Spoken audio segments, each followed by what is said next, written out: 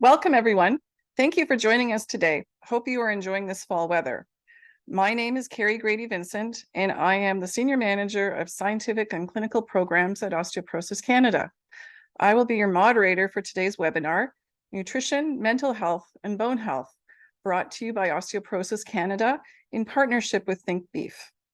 But before we begin, Osteoporosis Canada acknowledges the land that our offices, located in Toronto, are on is the traditional territory of many nations, including the Mississaugas of the Credit, the Anishinaabe, the Chippewa, the Haudenosaunee, and the Wendat peoples, and is now home to many diverse First Nations, Inuit, and Métis. We also acknowledge that Toronto is covered by Treaty 13 with the Mississaugas of the Credit. Osteoporosis Canada is the only national organization serving people who have or are at risk for osteoporosis. Our organization works to educate, empower, and support individuals and communities in the risk reduction and treatment of osteoporosis. At Osteoporosis Canada, we educate Canadians about bone health, including healthcare professionals and their clients. We are excited about today's presentation. We will be providing general information about nutrition, mental health, and bone health. It is not our intention to provide individual advice. Before you begin a new activity, please talk to your primary care provider for more individualized information.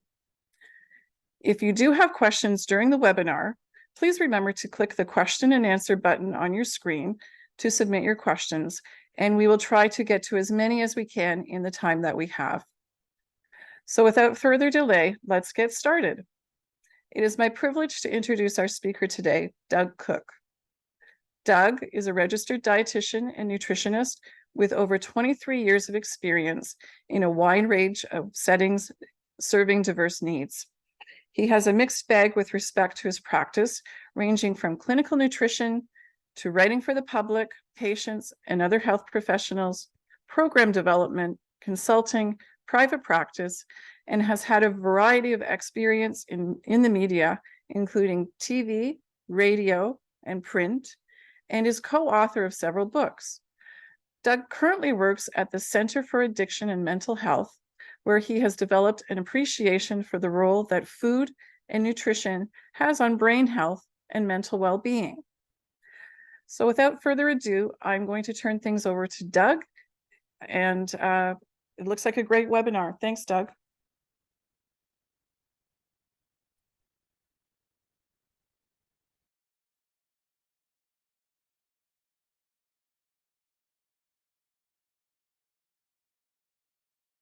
Okay.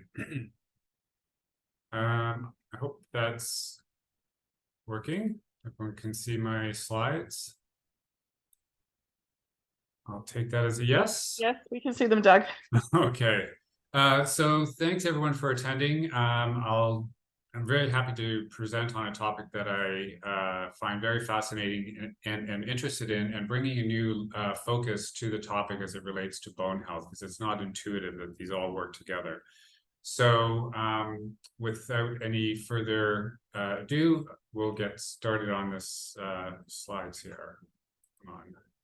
Okay. So to set the stage, I want you to consider this quote. It may be intuitive once you've read it, but maybe not before reading it have you given it much thought. And it really is the idea that the mind is as the brain does. And so whatever we call consciousness or the mind, we're not really sure what it is, but the consensus is that it's basically generated from within the brain and the neurons. And so our mind, our psychology, our mental well-being can only be as optimal as to the extent that our brain is functioning properly. So we have an appreciation of heart health to have good cardiovascular health, or strong bones for good bone health long term, but we have to also think about the brain as an organ that needs a lot of TLC if we want our mind to work well. So very briefly, the objectives will be as follows. We're going to have a bit of a review of brain basics, understanding how nutrition impacts brain structure and function, and how that in turn supports bone-related health strategies. And then I'll try and connect the dots to help you understand and appreciate the connection between mental health, mood and bone health, which isn't automatically intuitive that they're interrelated. And then put into practice some strategies and concepts to help you leverage nutrient-rich foods for both optimal mood and bone health. So before we do that, we have to have a bit of time reviewing some brain basics. And so that will allow you to have a deeper appreciation of the role of nutrition on mental health. So question, have you ever stopped to think about what your brain is made of? So the body, including the brain, can be seen as the synthesis of the nutrients it takes in through food and beverages. And so the composition of our tissues and organs is highly dependent on the nutrients and the quality of the food that we eat. So when you stop to think about it, it may suddenly be obvious, but unfortunately the appreciation of nutrition on brain health, despite the plethora of research out there, is still underappreciated in mental health circles. So very quickly, a few concepts to help you better appreciate the brain, this organ that sits in your cranium, which is the top half of your head. The brain weighs about 3.3 pounds or 1.5 kilograms. It is highly metabolically active, and it accounts for about 20 to almost 25% or 1/4 of all of the energy that your body consumes in a 24-hour period. So in that sense, it really is an energy hog. And it's about the size of 2 closed fists. That's what that picture on the bottom left is about. So if you put your 2 fists together, it's not very much. And like I said, it's just packed into the top head of your brain, the top part of your head. The brain is packed with brain cells. There's collectively, broadly speaking, about 188 billion brain cells, which is composed of neurons, and then another set of cells called glial cells that work to enhance communication among the different brain cells. And they're also responsible for various metabolic aspects as it relates to brain repair and function. And then the points of communication that is depicted here in this bottom schematic is the synapse. So I think people appreciate that we have synapses. There's about 100 trillion points of contact between each neuron that allows for the communication or the release of these neurotransmitters. And it basically results in everything that we are, everything that we think, feel, our memory, etc. It is considered the most complex structure in the known universe. But along with the brain cells are hundreds of kilometers of blood vessels that bring oxygen and nutrients to the brain cells and remove waste. And there's really no, like the amount of capillaries in the brain is so huge that they're just enmeshed into the tissue. These blood vessels are so small, so they're about 8 microns in diameter. And to put that into perspective, that's about a half to 1/20th the width of a human hair. So there's really not many spaces in the brain where it's not in contact with our blood supply. So following healthy habits that support cardiovascular health basically goes hand in hand with optimal brain health. So what we eat and drink directly affects our brain's overall well-being, and the two are inextricably linked because brain, as I kind of alluded to in the first slide or so, is made up of the nutrients that we find from food. So nutrition is important as it impacts the structure of the brain, and structure in turn influences function. So make no mistake, food absolutely does matter.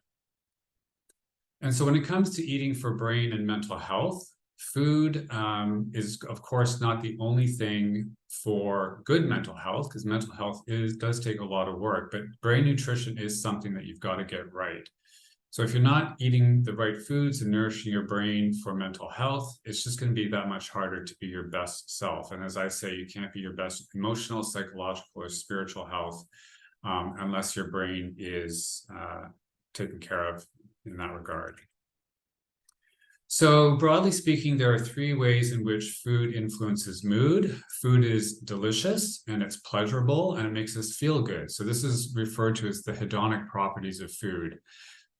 So you know the word hedonism, which also often has a negative connotation, but hedonism and hedonia are just that's just how we describe pleasure. So when people are depressed or dysthymic, they're described as having ahedonia, or a lack of pleasure. So there's absolutely no wrong reason to eat, and there's nothing wrong with eating because food makes us feel good, and it reinforces eating in the first place. Food also provides the very nutrients needed for proper brain function, including mood regulation. And as I've mentioned, food provides the very building blocks for the growth, repair, and maintenance or structure of your brain. I'm old enough to know, to have been doing this, to remember a time when we thought that the brain was, we were born with a set number of neurons, and those neurons are set. And all that happens is that over time they will die off, and that we don't synthesize or grow new neurons. But we know that that's not the case. The body is able to repair and grow new neurons and new connections. So eating well throughout life is still an important aspect of good mental health, where nutrition is related. So broadly speaking, when we think about brain nutrition, like the body, the brain needs over 40 nutrients every day. This could even be teased out further if we really wanted to break down the individual amino acids and other components found in food. But the brain needs a steady supply of protein. It needs a steady supply of essential fats, which I'll get into in the next few slides. It needs carbohydrate and roughly 30 vitamins and minerals and water. So when it comes to nutrition and nutrients, things aren't as good as they could be. I don't think this is a surprise to anybody. We know from studies like the Canadian Community Health Survey and the Canadian Health Measures Survey that most Canadians in any given age category or sex category are not meeting or are at risk of not getting the minimum recommended intakes of vitamins and minerals and other nutrients. The challenge as we get older is our energy requirements decrease with age, and sometimes there's a spontaneous decrease in the total amount of food that we eat, and therefore less food means less nutrients. And then some nutrients, the requirements actually increase with age. And where protein's requirements is considered, when we consider protein requirements, it's pretty much long been understood by protein experts that we've underestimated our protein requirements by 50%. And so instead of the way we express it in grams per kilo of 0.8 grams, we think it's closer to 1.2. And so many Canadians are missing the mark in that regard as well. And so it's argued that protein requirements should be a bit higher as we age, because our ability to our cells to respond to protein intake is a bit blunted, and to overcome that decreased response with age, we need to get a little more than we do when we're young if we want to maintain good muscles, and that certainly plays a big role in bone health, but also bones need a lot of protein as well. And so if we have a decreased appetite and eating with age, that can lead to a perfect storm of decreased nutrient intakes, which of course is going to affect all the whole body, not just the brain and the bones. So the solution is very simple, but it's not necessarily easy. So we just need to eat more nutrient-dense foods. So it might be a new concept to some of you, but the idea of nutrient density is really just about getting a lot of nutrients on a per calorie basis. So nutrient-dense food would have higher amounts or more concentrated amounts of vitamins, minerals, without needing a lot of calories to get those nutrients. So in that sense, you get a lot of bang for your nutritional buck. The challenge is, we know from StatsCan data that 50% of our calories, it's not as bad as the US where it's closer to 60, 50% of our calories are coming from white flour, added sugars, and vegetable oils. When you think about the foods in the grocery store, I don't know what the number is, if it's 30,000 or 80,000 food items are available for purchase in most grocery stores. If you look at the labels and they're kind of packaged and processed, there's going to be a lot of these calories just coming from sugar and vegetable oils, which of course are devoid of nutrients. And white flour doesn't have a lot. And I'm not here to bash white flour, so I'm not saying there's anything wrong with white bread or white pasta. But they kind of add back a handful of B vitamins and a bit of iron. But There's many reasons, but not the least of which is these we're getting a lot of our calories from these poor sources of nutrients. So what does nutrient density look like? It goes by many words. You've heard wholesome foods, whole foods, eating closer to nature, natural foods, which is a bit misleading. You've heard things like, don't eat a food that your grandparents wouldn't recognize. But I think if it's not intuitive, it really is about just trying to eat foods that are like they are depicted in this picture, minimally processed, where you're getting, and also getting a variety of foods from a variety of food sources. This is a perfect example of a nutrient-dense food. It's one of my favorite. I know not everyone likes sardines. I've only relearned to like them myself. But if you kind of look at this table, it's one of many examples. I could have chosen eggs. I could have chosen beef. I could have chosen many different things. But starting at the second from the top, for a mere 220 calories, you get the following nutrients. And this is almost like a multivitamin. So you're getting 25 grams of protein, which is like 4 eggs or 4 ounces of meat.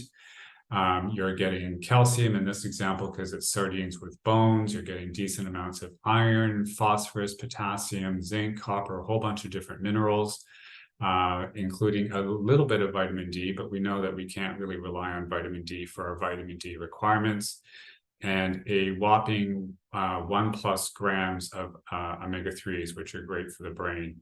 So not only are the nutrients in this small can, 3 fillets of sardines, packed with nutrients, the nutrients in those foods are absorbed much better and easier from animal foods than they are from plant foods. Again, I'm not saying there's anything wrong with plant foods. We should eat, in my opinion, a variety of plant and animal foods, but you do get a lot of bang for your buck. And depending on where you source these, I've seen sardines as inexpensive as about $1.69 at Walmart. I think the big rage now is some of these dollar stores sell groceries, and then it can go up to $2.20 a can in some of the major grocery stores. So it takes a little work, but you can get nutrient-rich foods relatively inexpensively. So I'm just going to go through the following and basically put into 5 different buckets the way food supports healthy moods, and it relates to structure, energy, and I'll explain what building blocks and cofactors mean, as well as what I'm getting at with protection. So when we think about the brain and nutrition, one of the nutrition's more important role is its abilities to support brain structure. So 60% of the brain's weight is fat. Of that 60%, about 1/3 of it are these essential fats called omega-6s and omega-3s. These are called essential fatty acids because the body cannot make these fats on its own. We have to get them from the food supply. We naturally get fats in foods, but we don't need to actually eat monounsaturated fats or saturated fats. The body will produce all of those on its own. But we do need the essential omega fats, omega-6 and omega-3s. Of the omega-3s, DHA is the main structural fat of brain cells. So we need a lot of omega-3 in the brain to provide good structure to the neurons. And the omega-3 DHA is also concentrated in the terminal ends, or the ends of the synapses, where all that communication happens between neurons. So it's hugely important for structure. A word on omega-3s, if there's 1 or 2 salient points or main points to take away, is they're not created equal. You may have heard of omega-3s found in plant foods like chia, flax, canola oil, walnuts, soy. That is abbreviated ALA, or alpha-linolenic acid. It absolutely is not in any way, shape, or form the same as EPA, DPA, and DHA. These fats, omega-3 fats on the right, are the ones that are arguably most biologically potent. The body cannot convert ALA to EPA or DHA very effectively. So you can't rely on chia, flax, canola oil, etc. to get your omega-3s for brain health, heart health, eye health, etc. So just like there's many different types of dogs, there are many different types of omega-3, so they're not created equal. So if you see somebody advertising hemp seeds as a source of omega-3s, and then right after that saying omega-3s are so awesome for brain health, that is a bit of misleading marketing. So sadly, only 10% of Canadians are meeting their recommended minimum intake of 500 milligrams of EPA and DHA on average per day, which is why we've often recommended people eat 2 servings of fatty fish a week. Sorry. So there's only 3 sources for the omega-3s. That's it.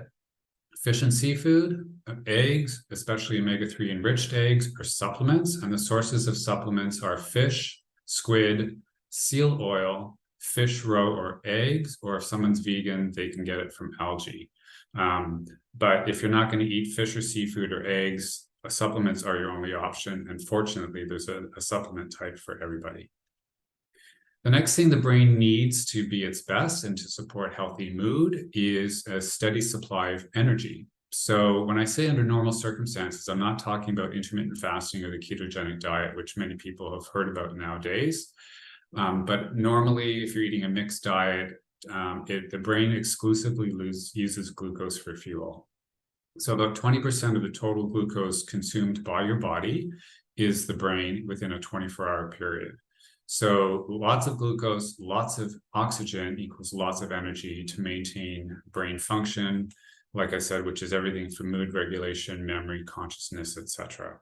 And if we haven't really thought about how not eating or skipping meals can affect our mood, it's because the brain gets a little hungry, and then we kind of get into that whole situation where we're under the influence of adrenaline and cortisol and these stress hormones, which is often referred to as hangry. If you've ever seen those commercials, I think it's for a chocolate bar that you eat it and it makes you feel better when you're feeling hungry.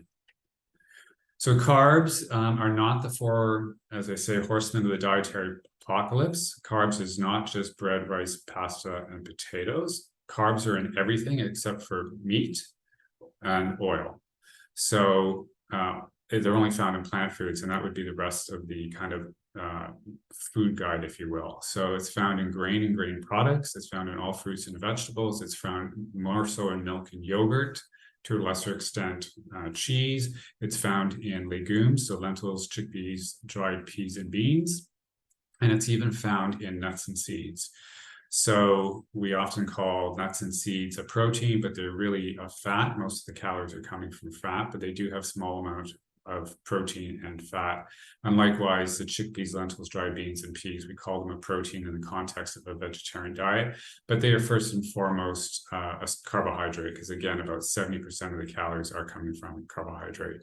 So carbs are found everywhere, and your brain loves any source of carbs. But if you get a variety of food sources, obviously you're going to bring in all the other good stuff, the nutrients, the phytochemicals, all the buzzwords you've heard about to support brain health.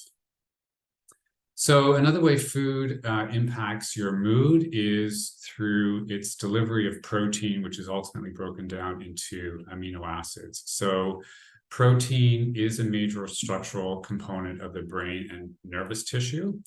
Amino acids are the very building blocks of neurotransmitters. So you've heard of dopamine, you've heard of serotonin, maybe norepinephrine, acetylcholine. Those are kind of the big 4 that get talked about in mental health. So they all start with neurotransmitters, except for acetylcholine. So we know that poor protein intake can negatively impact mood and cognitive function, which is sometimes referred to as brain power. This is one of my favorite aspects of nutrition and mental health, because it's often overlooked and underappreciated. So these are nothing more than vitamins and minerals. They're referred to cofactors because these nutrients are needed to facilitate biochemical reactions, which is basically is really getting at the idea of metabolism. And by metabolism, I don't mean burning calories to lose weight. Metabolism, accurately speaking, is the sum total of all the biochemical reactions that takes everything that you eat and drink and turns it into everything that you are. And so using this light bulb schematic here, the idea is that if you're not getting the necessary vitamins and minerals for optimal brain function and performance, you won't be shining as bright as that one light bulb. You might be shining a little less bright, and that can show up as low energy, low mood, low motivation. It can then lead to things like depression, increased anxiety, etc. So the B vitamins are very unique when it comes to brain health. It's just a coincidence the B vitamins start with B, as does the organ, the brain, start with B. But if you look at the deficiency of any B vitamin, they all have a psychiatric presentation. So B vitamins are a little tricky in the sense that we have to get them daily. They're water soluble. They're not stored in the body very long, with the exception of B12. I think we have a few years worth of storage in our liver if we were to stop eating B12. But they're very susceptible to low intake, and the levels within cells can start to diminish within a few weeks of poor intake. And so optimize the intake of these nutrients through food, and sometimes supplementation and research has shown to have profound positive impacts on mood and mental health disorders. So the next thing to consider is the brain's need for protection. This is really where the oxygen and the glucose come in. When we're burning a lot of energy, producing a lot of energy rather, and using up a lot of oxygen and glucose, without protection, the brain would basically get some damage. We've heard of words like inflammation and oxidation. If you think about a fireplace, this is the analogy I use for the brain. You can tell me if it makes sense or not. But the analogy here, if the fireplace is the brain and wood is glucose and it's burning oxygen to make fire, the fireplace would get all sooty and damaged. So without built-in protection, our brain would kind of get into trouble as well. Fortunately, most of the protection is synthesized internally without us even thinking about it, provided we're giving all the building blocks to the brain so it can do its job in that way. So the brain does need some rust proofing, if you will. You'll find those components abundantly in plant foods, but there's also a host of vitamins that play that role as well, like vitamin C and vitamin E. The inflammation, you've heard of maybe anti-inflammatory diets or some components of the Mediterranean diet, which just is nothing more than a dietary pattern that has a lot of plant foods and more omega-3s than most North Americans get. So that kind of cools the brain and helps to keep inflammation low. So you're going to get that protection from vitamins, plant compounds, but also omega-3s are very potent at lowering brain inflammation. Okay, so switching gears a bit, this leads us to this new concept for most probably, is the connection between nutrition, mental health, and bone health. So, but before we do that, it's important to note that mental health really does apply to everyone. Every person can be seen through a mental health lens. And when we say mental health, we are referring to a state of mental well-being that enables people to cope with the stresses of everyday life.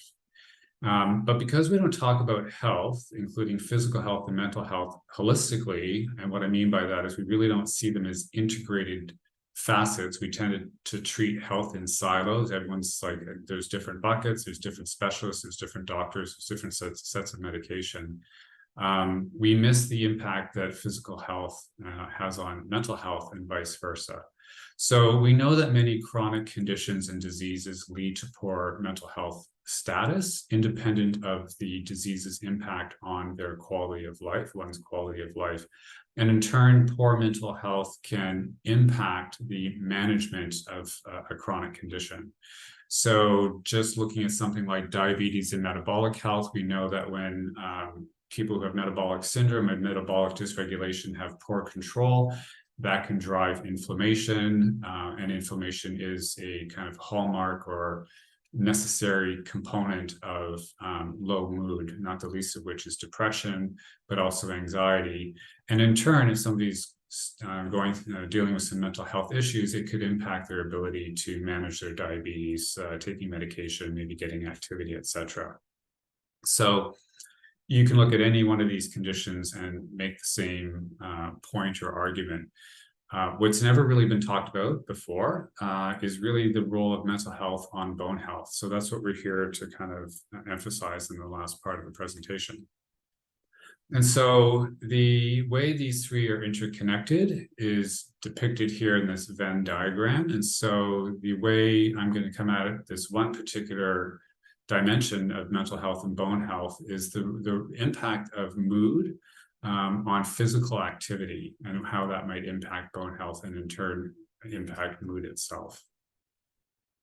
So here we're going to start at the kind of top. So if somebody is dealing with a mood disorder or has some anxiety and depression, it can lead to a decrease in physical activity. So, because when you think about the symptoms of anxiety, we've got feeling nervous, restless, tense, a sense of impending panic or doom, and there's often trouble concentrating and focus. Some hallmarks or traits of depression or low mood can be feeling sad, empty, anxious, pessimistic, helpless, and irritable. So it's completely reasonable that those feelings and that kind of context could lead to decreased physical activity through a lack of motivation. It can lead to inaction. And so due to perceived lack of reason to exercise or benefit, etc. And then we know that long-term, that decreased physical activity can negatively impact bone health. And then in terms of poor bone health, if there are any changes in metrics or markers that someone might be measuring, and they are negatively impacted, then it could drive somebody to feel even more hopeless or have a sense of maybe futility around taking action with respect to exercise. But it also works in the other direction. So all those symptoms of anxiety and depression can negatively impact bone health, because if somebody is just eating less food or eating less foods with bone-loving nutrients, it can lead to an increase in poor choices. It might lead to cravings. It might lead to foods that have less nutrients that are going to support bone health. And then that could lead to decreased physical activity levels as well, especially if someone is eating less food. They're not going to have the fundamental energy needed to engage in physical activity. And then really long-term, if poor mood disorders could negatively impact the bone health, then the benefits on bones from healthy eating, et cetera, could be negatively impacted as well. And then, not surprisingly, all of that could fuel back, kind of circle back, and then contribute to poor mood. And so really, it's just one point I want to underscore is the seemingly unrelated connection between mood and bone health, where nutrition is concerned. And I guess I'd like to kind of just ask the question for a little bit of reflection before I move on, is if you've ever considered that what you eat for bone health could benefit your mood, or if that eating for healthy mood and brain health and mental health could positively impact your bone health. And so there's a lot of overlapping requirements. On the left, we've got brain health. This stuff is talked about a little more in the brain health circles. The nutrients on the right, I think they're talked about to some degree for bone health. We certainly have a strong emphasis on vitamin D and magnesium. But when it comes to mental health, magnesium is very important, as is vitamin C, as is vitamin D3, not to be confused with D2 from mushrooms and some other plant foods. Vitamin K2 is important for brain health. This is kind of the new kid on the block. Zinc, protein, because most of the part of the structure of the brain is protein as well. And then there's a lot of these carotenoids. People may have heard of beta carotene, but they may not have heard of lycopene, lutein, or zeaxanthine. So these carotenoids are profoundly beneficial to the brain. and omega-3s we talked about, and the B vitamins. And so on the flip side, we've got bone. The bone-loving nutrients are magnesium, because we need magnesium to build bone tissue. Vitamin C is needed for collagen production, and collagen is a big protein component of bone. T3 that we know about, K2, same with the brain. It's probably one of the newer kids on the block, but K2 helps to move calcium around into the bones where it belongs. Zinc is important, protein is important, because protein is a big component of the bone. Specifically with carotenoids, lycopene has been shown to have some benefits with bone health as an antioxidant. Omega-3s for their ability to reduce inflammation. The B vitamins that get talked about a lot are B6, folate, and B12, and that's also true for mental health. And it's primarily the role of those three vitamins, B vitamins, in their ability to lower homocysteine, which is a protein that's naturally in the body, but it can increase, and it drives inflammation, which is bad for the brain because it drives depression. But inflammation is also not the best for bone tissue. But I would argue that rather than just focusing on those three, that we really think about all 8 B vitamins together. And so really, I just want to reemphasize the interconnectedness of these 3 variables. There is a potent trio here, and attending to all of them will have a positive long-term impact on both your bone health and your mental health. Because exercise not only is good for the bones, exercise has a profound impact on mental health and mood. So it's kind of seen as a medicine, if you will, or a drug, loosely speaking. It has a really big role in mental health management, and is getting the attention that it deserves. So it's not just for bones as well. So to kind of bring it all home, how do we nourish the brain and bones while supporting physical activity with food? And one of the best ways to do this is to look at large categories of foods versus individual foods. Sometimes you'll hear individual foods being leveraged for specific health conditions, including brain health, mental health, and bone health. But not everybody might consume a food that's being talked about. So when we focus on food categories, it does create a larger buffet of choices, and it really helps to a person individualize the recommendations for their own personal circumstances. So it will allow people to choose foods based on their personal and cultural preferences. It can help people fit into their schedules more, because maybe some foods are easier to prepare than others. And so if it's overly complicated, it's not going to get any traction. So again, talking about food categories is a better strategy. It will take into account food prep skills and even the desire to cook. Not everybody wants to cook, and that's perfectly okay. It can also accommodate eating on the go, and more importantly, nowadays, is it can help people individualize their choices based on their individual budgets. So this is just one example to illustrate this point, and then I'll kind of go on to other food categories. But often we hear that leafy green vegetables are good for the brain and they're good for the bones.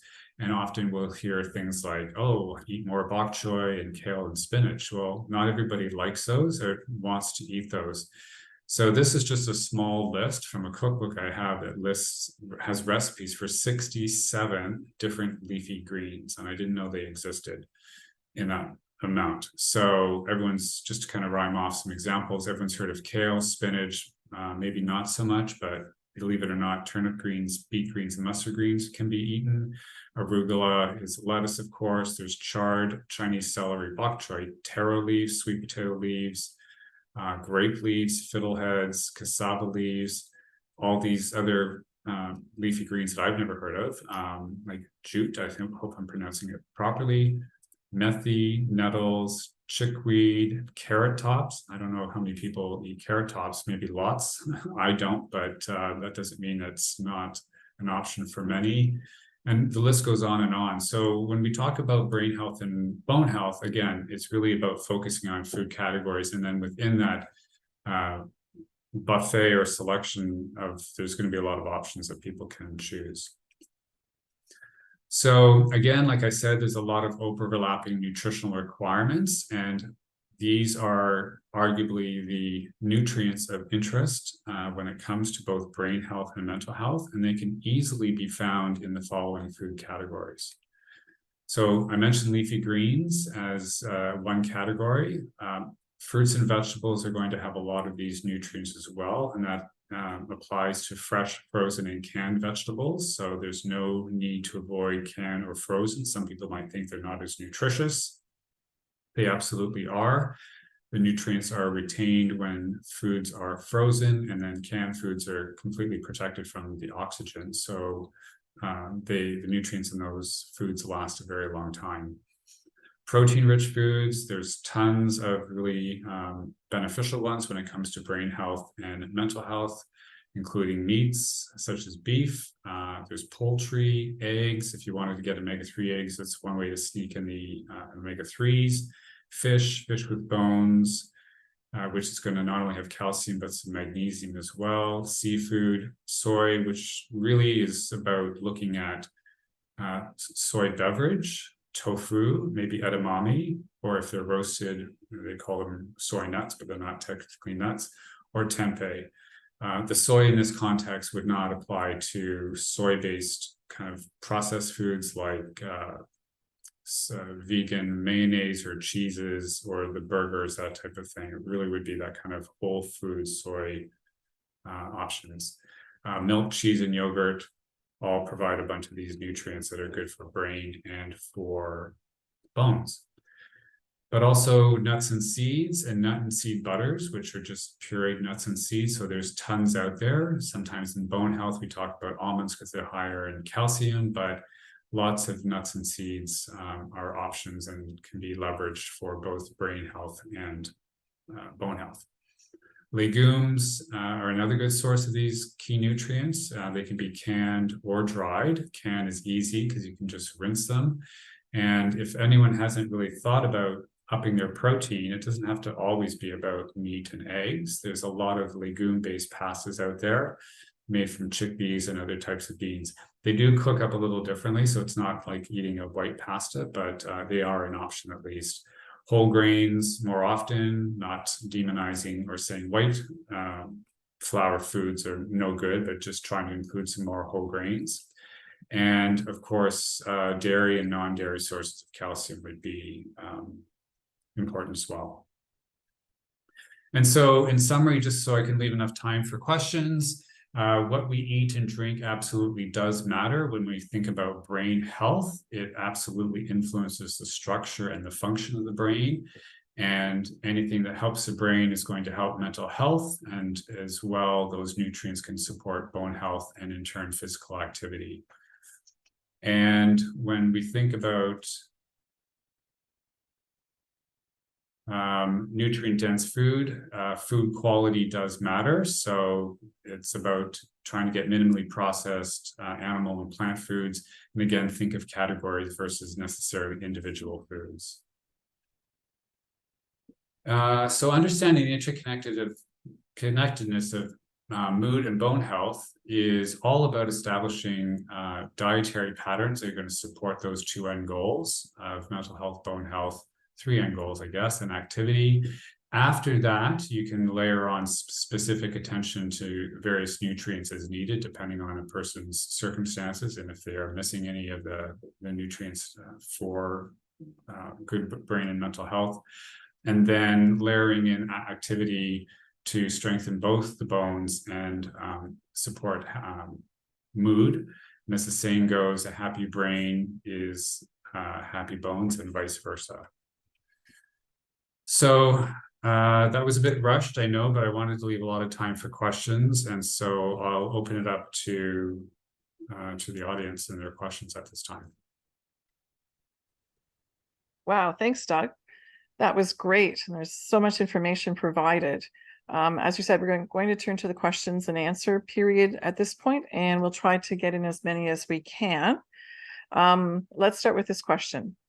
Would a vegan or vegetarian diet that may lack some nutrients impact my mental health? The answer is yes, absolutely.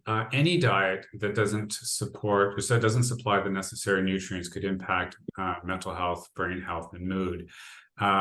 There are some nutrients that are we are a little more concerned about with vegan diets that can sometimes be in short supply without a bit of planning. I mean, some of the more notable ones are vitamin A, D3, B vitamins, omega-3, zinc, and iodine. And a new one on the block that not many people are familiar with yet is creatine. So creatine is found in animal foods.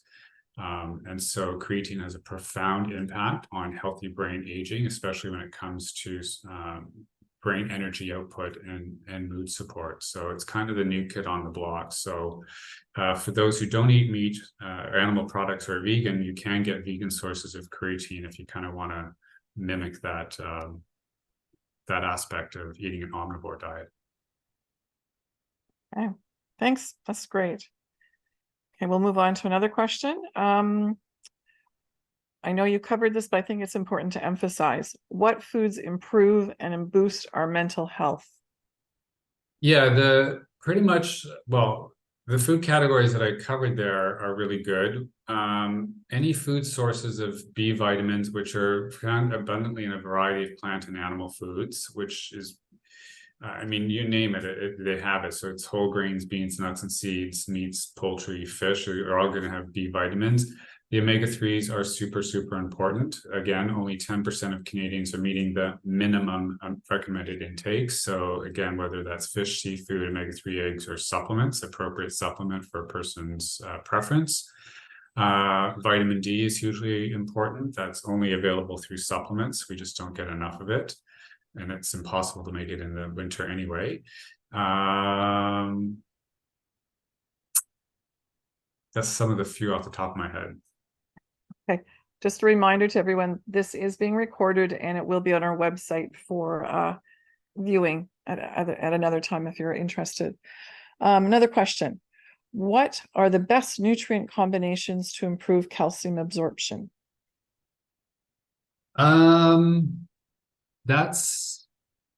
That's a good question. I wouldn't say I'm the calcium expert. So the single most important nutrient of interest for sure is vitamin D. So you have to have optimal blood concentrations of vitamin D. That's the most important thing for calcium absorption. If vitamin D levels are low, it's estimated we only absorb 10 to 15% of the dietary calcium. If it's optimized, that can go up to 30%. So vitamin D first and foremost, and getting enough of it is key. Beyond that, I don't want to speak out of turn because I don't know that there are specific combinations that would enhance that. In the context of a mixed diet, most minerals are not an issue. In the context of a vegan diet, nutrient absorption can be affected by phytates and these other anti-nutrients, which is why sometimes the recommendations for certain key nutrients, specifically minerals, can be up to 50% higher. But I don't know if there's specific combinations of foods that necessarily enhance calcium absorption. Okay. Next question. Is vitamin C good for brain health? And if yes, should one take it on an empty stomach, I guess as a supplement, or is food better for absorption? So vitamin C is probably arguably the most important and most important water-soluble antioxidant. So it's wherever the water is in our body. So that's the blood, all the spaces between the cells and within the cells. So if you are thinking about food, it's going to have other components of the food matrix like fiber and that type of thing, and absorption is not an issue. If you want to take a supplement, it is absorbed better on an empty stomach. But so I would say, to answer the question technically correctly, empty stomach, there would be slightly better absorption, but there wouldn't be an issue with if taking it with food. If that's easier for somebody, they're still going to absorb it.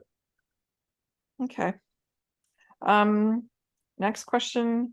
How would a person know when their circumstances are improving, and are there any specific markers to look for? I know this is an individual question, but maybe you could make a general comment about that. Are we talking bone health, mental health? I'm not sure the They're not question. specifying. So if it's mental health, they don't do any kind of metrics like blood work. They won't test your homocysteine. They won't look at your inflammatory markers typically. So the best way would be if you can do some self-rating, and then if you're having trouble doing that, there would be an external kind of more objective rating. So if someone is dealing with a mental health issue, they would have that kind of monitoring, and so they use various scores and tests to try to look at depression, anxiety, and that type of thing. So it's a little bit of subjective and objective, provided somebody's fault or getting care from somebody. Yeah, that was a difficult question, I know. Let's try this one. And we're getting a lot of questions about phytates and oxalates. So I'm going to combine the two here. This person would like to know more about phytates and oxalates, and how do they get accounted for in the 1200 milligrams of calcium we need each day. So again, what my understanding is, the Institute of Medicine, when they looked at the DRIs, the dietary reference intakes, to come up with recommendations for various age categories, etc., would take all of that into account. So I don't think at an individual level you could necessarily count phytate or phytic acid and oxalates, and then feel you have to kind of tweak it or adjust it based on a like an assessment of one's intake. So I don't think it needs to be considered, as long as you're eating a nutrient-rich diet, includes a variety of foods. I think that might only be more of a concern if it was possibly a vegan diet where there was a lower concentration of bioavailable nutrients. I mean, I'm just thinking out loud here. Yeah. We do have information on our website about that if people want to go there as well. Probably two more questions. Could you suggest some good sources of omega-3? I know you mentioned it in your presentation, but maybe reiterate that. Sure. So from a diet point of view, it's fish and seafood. So if it's an animal and it lives in the water, it has omega-3s. So that includes shrimp and tuna. The fattier fish, the cold water fish, will have more per serving. So, a can of salmon can have like 2,500 milligrams versus like maybe 400 in a white fish. So any fish or seafood will contribute to your bottom line. The cold water fatty fish are the next best. And we're specifically talking about EPA and DHA. Conventional eggs will have about 40 milligrams, and then omega-3 enriched eggs will have anywhere from 90 to 150 per egg. So you can see the difference there and the value added. And then the rest is supplements. That's it. But from a food point of view, it's eggs or fish or seafood. Okay, great. We'll conclude with one more question. Is collagen important? It is important. And so why it's all the rage, again, I'm old enough to remember they had collagen supplements in the grocery store for nails. That's how old I am. So it kind of fell out of vogue because they were using collagen in the hospital. They developed whey protein. It's better for muscle protein synthesis. But the reason collagen is back in vogue is because it has two amino acids that are in short supply in the modern diet. That's glycine and a hydroxyproline. And so the old days, every culture ate nose to tail. They ate the skin, the bones, they made stocks. We used to get a lot more collagen. So there's good evidence for using collagen to bring in extra glycine as it relates to supporting collagen synthesis for bones. There's 28 collagens in the body. The bone is just one site. And so it is important. I mean, I guess it's important if it's within your budget to include it. But there is some evidence to show that it does help with bone remodeling. Great.